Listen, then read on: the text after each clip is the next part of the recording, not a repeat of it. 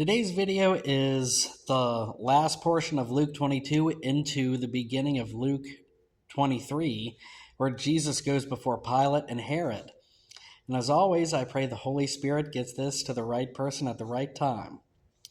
Luke 22, verse 66. At daybreak, the council of the elders of the people, both the chief priests and the teachers of the law, met together, and Jesus was led before them. "If you are the Messiah," they said, "tell us."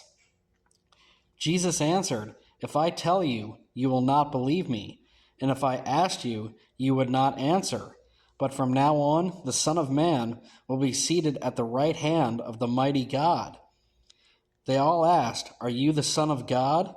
He replied, "You say that I am." Then they said, "Why do we need any more testimony? We have heard it from his own lips." Luke 23, verse 1. Then the whole assembly rose and led him off to Pilate. And they began to accuse him, saying, "We have found this man subverting our nation. He opposes payment of taxes to Caesar and claims to be Messiah, a king." So Pilate asked Jesus, "Are you the king of the Jews?" "You have said so," Jesus replied. Then Pilate announced to the chief priests and the crowd, "I find no basis for a charge against this man." But they insisted, "He stirs up the people all over Judea by his teaching. He started in Galilee and has come all the way here." On hearing this, Pilate asked if the man was a Galilean.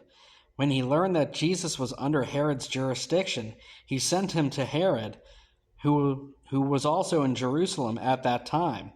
When Herod saw Jesus, he was greatly pleased, because for a long time he had been wanting to see him. From what he had heard about him, he hoped to see him perform a sign of some sort. He plied him with many questions, but Jesus gave him no answer. The chief priests and the teachers of the law were standing there, vehemently accusing him. Then Herod and his soldiers ridiculed and mocked him. Dressing him in an elegant robe, they sent him back to Pilate. That day, Herod and Pilate became friends. Before this, they had been enemies. Pilate called together the chief priests, the rulers, and the people, and said to them, "You brought me this man as one who was inciting the people to rebellion. I have examined him in your presence and have found no basis for your charges against him.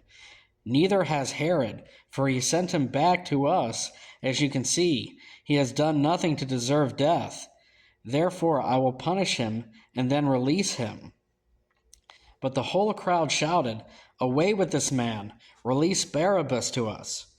Barabbas had been thrown into prison for an insurrection in the city and for murder.